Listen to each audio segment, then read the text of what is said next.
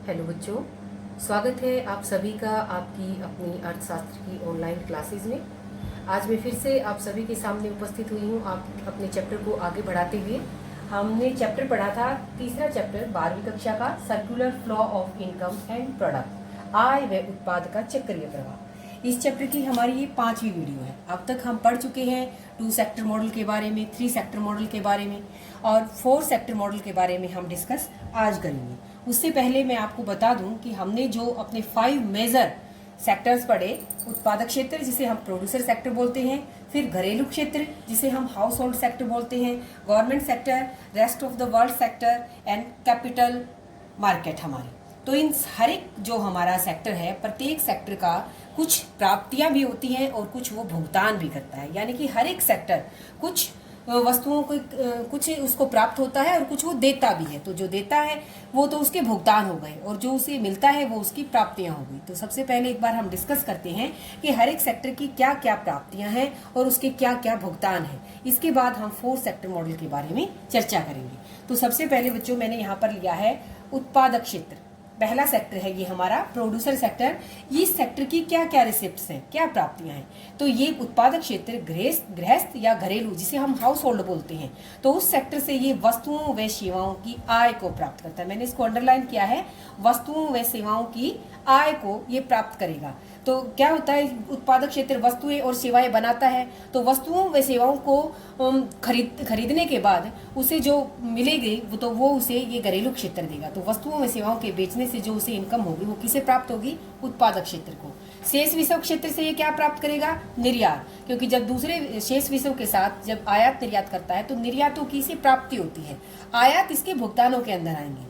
सरकार से इसे सहायता मिलती है जिसे मैंने बताया था सब्सिडी। और पूंजी बाजार से ये क्या लेता है, उधार। मैंने बताया था पूंजी बाजार के अंदर जो बचत होती है तो वो हम उसके अंदर जमा कराते हैं तो वो हमारे भुगतान के अंदर आएगी, लेकिन उधार उसे मिलता है, इसलिए ये इसकी प्राप्तियों में आएगा।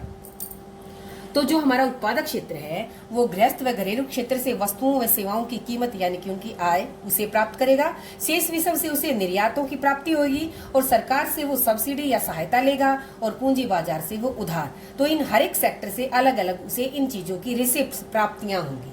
अब इस सेक्टर के भुगतान क्या है, तो इसी का उल्टा है। हम सबको पता है भुगतान क्या करेगा, जो ये हमारे गृहस्थ और घरेलू क्षेत्र है, जो साधन है, इन साधनों ने जो अपनी सेवाएं इस क्षेत्र को दी थी उनकी कीमत ये उसे देगा, भुगतान करेगा। क्योंकि जो भूमि थी, श्रम था, पूंजी और उद्यम था, जो ये कारक सेवाएं उन साधनों ने दी थी, घरेलू क्षेत्र के साधनों ने, उनको उनकी कीमत ये देगा, उनका भुगतान करेगा। सरकार को क्या देगा, ये सरकार को टैक्स देगा, टैक्स का भुगतान करेगा। शेष विषयों को क्या देगा, जब ये शेष विषयों के साथ आयात करता है तो आयातों के बराबर कीमत उसे शेष विषयों को देनी पड़ती है। और पूंजी बाजार के अंदर क्या देगा, ये अपनी बचतें देगा। तो यहाँ मैंने अलग से लिख दिया कि जो हमारा प्रोड्यूसर सेक्टर है उसे क्या क्या मिलेगा, क्या क्या उसकी रिसिप्ट्स हैं और क्या क्या वो देगा दूसरे सेक्टर्स को, वो उसके भुगतान हो जाएंगे। ठीक ऐसे ही अब हम घरेलू क्षेत्र के बारे में पढ़ते हैं, हाउस होल्ड सेक्टर के बारे में। House hold sector producer sector को क्या देगा, कारक आय देगा। हम सभी को पता है कि भाई जो हमारे साधन थे तो उन साधनों ने जो अपनी सेवाएं दी तो वो सेवाएं इसने किसको दी है, अपने उत्पादक प्रोड्यूसर सेक्टर को दी है। सरकारी क्षेत्र को क्या देगा, ये हस्तांतरण भुगतान देगा। हस्तांतरण भुगतान क्या होते हैं कि मतलब ये देगा नहीं, ये हमारी प्राप्तियां हैं। घरेलू क्षेत्र को उत्पादक क्षेत्र से प्राप्ति होगी कारक आय की। थोड़ा सा मैं उल्टा बोल गई थी, जो हमारा हाउस होल्ड सेक्टर है वो हाउस होल्ड सेक्टर प्राप्त करेगा उत्पादक क्षेत्र से क्या, कारक आय प्राप्त करेगा। क्योंकि इसने अपने कारक दिए थे, अपने साधन दिए थे, इस सेक्टर को लैंड दी थी, लेबर दिया था, कैपिटल दी थी और इंटरप्रेन्योर दिया था। तो उन साधनों को जो इनकम मिली वो कारक आय तो ये तो है। तो घरेलू क्षेत्र को इस कारक आय की प्राप्ति हुई है उत्पादक क्षेत्र से। घरेलू क्षेत्र को सरकार से क्या प्राप्त हुआ है, सरकार से प्राप्त हुए हैं हस्तांतरण भुगतान। ये जो हस्तांतरण भुगतान है इसे हम एक तरफा भुगतान भी कहते हैं, ट्रांसफर पेमेंट्स बोलते हैं हम इसे इंग्लिश में, ट्रांसफर पेमेंट्स, हस्तांतरण भुगतान या एक तरफा भुगतान क्यों कहते हैं, क्योंकि ये सिर्फ एक तरफ से दिए जाते हैं, बदले में इसके कुछ नहीं दिया जाता। जैसे बुढ़ापा पेंशन जो हमारे वृद्ध होते हैं उनको दी जाती है, लेकिन बदले में क्या वो कुछ देते हैं सरकार को, कुछ नहीं देते। तो इसलिए हम इसे क्या कहते हैं, एक तरफा भुगतान या हस्तांतरण भुगतान या ट्रांसफर पेमेंट्स हम इसे इंग्लिश में बोलते हैं। तो घरेलू क्षेत्र को उत्पादक क्षेत्र से क्या प्राप्त हुआ, कारक आय, साधनों की आय। सरकारी क्षेत्र से क्या प्राप्त हुआ, हस्तांतरण भुगतान या एक तरफा भुगतान, जैसे बुढ़ापा पेंशन। अब घरेलू क्षेत्र को, उत्पादक क्षेत्र को देना क्या पड़ा, भुगतान क्या करना पड़ा, तो क्या देना पड़ा, जो उसने वस्तुएं व सेवाएं खरीदी हैं, उत्पादक क्षेत्र से जो वस्तुएं व सेवाएं खरीदी हैं, तो उनके ऊपर उनकी कीमत देनी पड़ी। तो उनके ऊपर जो खर्च किया, जो एक्सपेंडिचर किया वस्तुओं व सेवाओं को खरीदने के लिए, तो वस्तुएं व सेवाएं वो उत्पादक क्षेत्र से खरीदेगा, तो उन वस्तुओं व सेवाओं को खरीदने के लिए जो धन उसने खर्च किया वो उसकी देनदारी है, वो उसका भुगतान है। सरकार को क्या देगा, हाउस होल्ड, सरकार को हाउस होल्ड भी टैक्स देगा, डायरेक्ट टैक्स, जैसे इनकम टैक्स मैंने बताया था, हाउस टैक्स। पूंजी बाजार के अंदर वो क्या देगा, जो अपनी बचतें होंगी वो वहां पर वो जमा करवा देगा। तो हाउस होल्ड सेक्टर उत्पादक क्षेत्र को क्या भुगतान करेगा, वस्तुओं व सेवाओं के ऊपर जो एक्सपेंडिचर होता है, जो खर्च होता है, वो सरकार को वो टैक्स देगा, और पूंजी बाजार के अंदर वो अपनी बचतें जमा करवाएगा। अब पढ़ते हैं हम गवर्नमेंट सेक्टर के बारे में। गवर्नमेंट सेक्टर को क्या मिलता है और क्या वो देता है, तो उसकी प्राप्तियां क्या है। गृह क्षेत्र यानी कि हाउस होल्ड से वो टैक्स लेगा। कौन से टैक्स, जो हाउस होल्ड सेक्टर से वो टैक्स लेता है उन्हें हम डायरेक्ट टैक्स कहते हैं, प्रत्यक्ष कर कहते हैं। जैसे मैंने आपको बताया, इनकम टैक्स, हाउस टैक्स। तो ये जो इनकम टैक्स, हाउस टैक्स, ये हम किसी दूसरे के ऊपर नहीं लाद सकते। जिसकी इनकम के ऊपर टैक्स लगा है उसी को उस टैक्स का पेमेंट करनी पड़ेगी। तो उस तरह के टैक्स को हम क्या कहते हैं, डायरेक्ट टैक्स कहते हैं। जो जिसके ऊपर लगाए जाते हैं उसी को उनका भुगतान करना पड़ता है। उत्पादक क्षेत्र से क्या प्राप्त करेगा, यहाँ से भी टैक्स प्राप्त करेगा, लेकिन उन टैक्सों को हम अप्रत्यक्ष या इनडायरेक्ट टैक्स बोलते हैं। इनडायरेक्ट टैक्स कौन से होते हैं, जो जिसके ऊपर लगाए जाते हैं उसे अगले के ऊपर अगर टाला जा सके तो हम उसे इनडायरेक्ट टैक्स बोलेंगे। जैसे हमारे सेल्स टैक्स होते हैं, बिक्री कर जिसे हम कहते हैं। तो बिक्री कर क्या होता है कि लगाए तो जाते हैं उत्पादक के ऊपर, लेकिन उत्पादक क्या करता है, इसे जो उपभोक्ता खरीदते हैं उनके ऊपर कीमत को बढ़ाकर उसे टाल देता है। तो एक्चुअल पेमेंट उनको करनी पड़ती है, खरीदने वालों को, उपभोक्ताओं को, उत्पादक को नहीं करनी पड़ती। इसलिए हम इनको क्या कहते हैं, इनडायरेक्ट टैक्स। तो गृह से भी ये टैक्स लेगा, लेकिन गृह से लेने वाले टैक्सों को हम क्या कहेंगे, डायरेक्ट टैक्स कहेंगे, क्योंकि जिसके ऊपर ये लगाए गए उसी ने इसकी पेमेंट करी। उत्पादक के से भी ये टैक्स लेगा, लेकिन उत्पादक हाउस प्रोड्यूसर से जो टैक्स लिए उसको हम इनडायरेक्ट टैक्स बोलेंगे। तो इनडायरेक्ट टैक्स क्यों बोलेंगे ये मैंने बता दिया, क्योंकि जिसके ऊपर ये लगाए उसने इसका बोझ किसी अन्य पर टाल दिया, इसलिए हम इसे इनडायरेक्ट या अप्रत्यक्ष कर कहते हैं। जो रेस्ट ऑफ द वर्ल्ड है, शेष विश्व है, उससे क्या प्राप्ति होगी, इसे निर्यातों की प्राप्ति। जब निर्यात किए जाते हैं, निर्यात यानी कि माल को बेचना, जब एक देश, एक अर्थव्यवस्था दूसरी अर्थव्यवस्था को अपना माल बेचती है, निर्यात करती है, तो उसे आय प्राप्त होती है। तो हम कह सकते हैं कि शेष विश्व से इसे किसकी प्राप्ति हुई, निर्यात करने से जो आय होती है उसकी प्राप्ति हुई।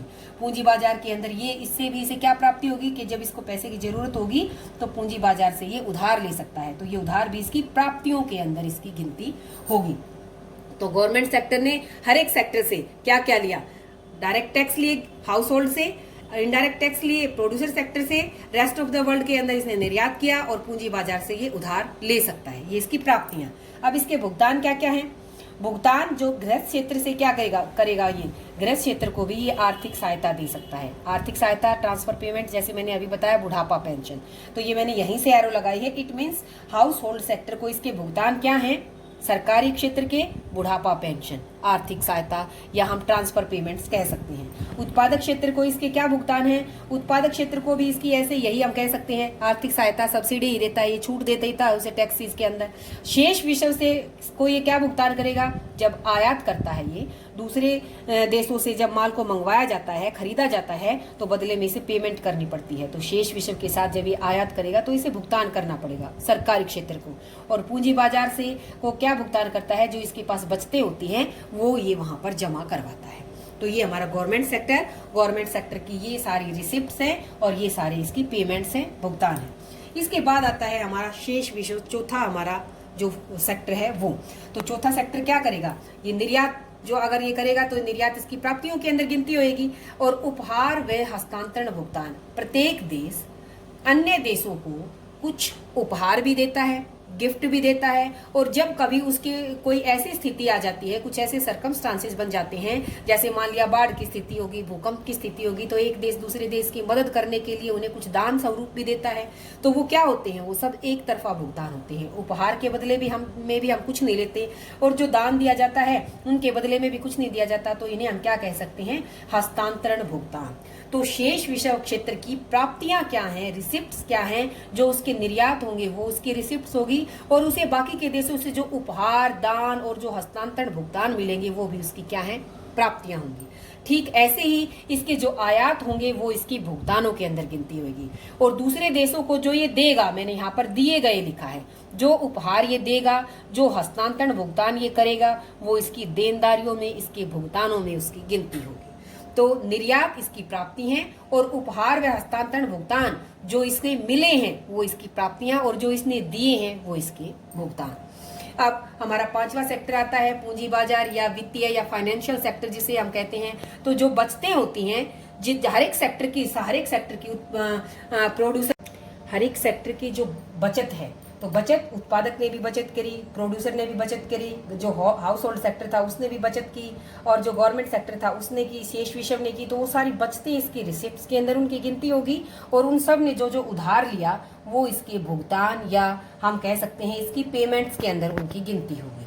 तो ये हमने हर एक सेक्टर के पांचों सेक्टर की क्या क्या रिसिप्ट्स हैं और क्या क्या उसके पेमेंट्स हैं ये हमने पढ़ लिया। अब हम पढ़ेंगे 4 सेक्टर मॉडल के बारे में। सेक्टर्स तो हमने पढ़ लिए, अब 4 सेक्टर मॉडल बिल्कुल आसान है। हमने 3 सेक्टर मॉडल अब तक हम पढ़ चुके हैं, तो उसी में थोड़ा सा आगे पहले हम उसी को पढ़ेंगे जो हमने पीछे बैक में पढ़ा है और उससे आगे फिर हम चौथे सेक्टर को जोड़ेंगे। तो ये हमारा पहला सेक्टर है प्रोड्यूसर सेक्टर और ये हमारा दूसरा सेक्टर है गृहस्थ। तो इन सब का हमें पता है ये क्या देता है, उत्पादक क्षेत्र वस्तुएं व सेवाएं देता है गृहस्थ को, और गृहस्थ क्षेत्र क्या देता है, इन वस्तुओं में से अपने साधनों की सेवाएं, जो 4 के 4 साधन हैं, उन चारों साधनों की सेवाएं वो इसको देता है। जब ये साधन सेवाएं मिलती हैं तो ये इन वस्तुओं और सेवाओं का उत्पादन करता है। ये मैंने रियल फ्लो बताया है, वास्तविक फ्लो बताया है। अगर हम मॉनेटरी फ्लो को करेंगे तो हम क्या करेंगे, वस्तुओं सेवाओं के बदले में इसे इनकी कीमत देगा गृहस्थ, और इन साधन सेवाओं के बदले में उत्पादक भी इन साधन सेवाओं की इनकम आय देगा गृहस्थ क्षेत्र को। तो ये 2 क्षेत्र हो गए हमारा। ये हमारा सरकारी क्षेत्र, तीसरा क्षेत्र। तो सरकार का पता है हमें, जो उत्पादक क्षेत्र है वो भी सरकार को कर देता है और जो हाउस होल्ड सेक्टर है वो भी सरकार को कर देता है। सरकारी क्षेत्र इसे भी आर्थिक सहायता देता है और इसे भी आर्थिक सहायता देता है। आर्थिक सहायता के साथ साथ मैं ट्रांसफर पेमेंट, हस्तांतरण भुगतान भी लिख सकती हूँ, दोनों को वो हस्तांतरण भुगतान भी करता है। इसके अलावा ये हमारा अगला सेक्टर पूंजी बाजार के साथ उसकी बात कर रहे हैं हम, कि उत्पादक के पास जो बचत होती है वो बचत भी वो अपने फाइनेंशियल सेक्टर के अंदर जमा करता है। जब इसे उधार लेना होता है तो ये इससे उधार भी लेता है। ठीक ऐसे ही हाउस होल्ड सेक्टर भी अपनी बचतों को पूंजी बाजार के अंदर जमा करवाता है और जब इसे उधार लेना होता है तो यहाँ से उधार भी लेता है।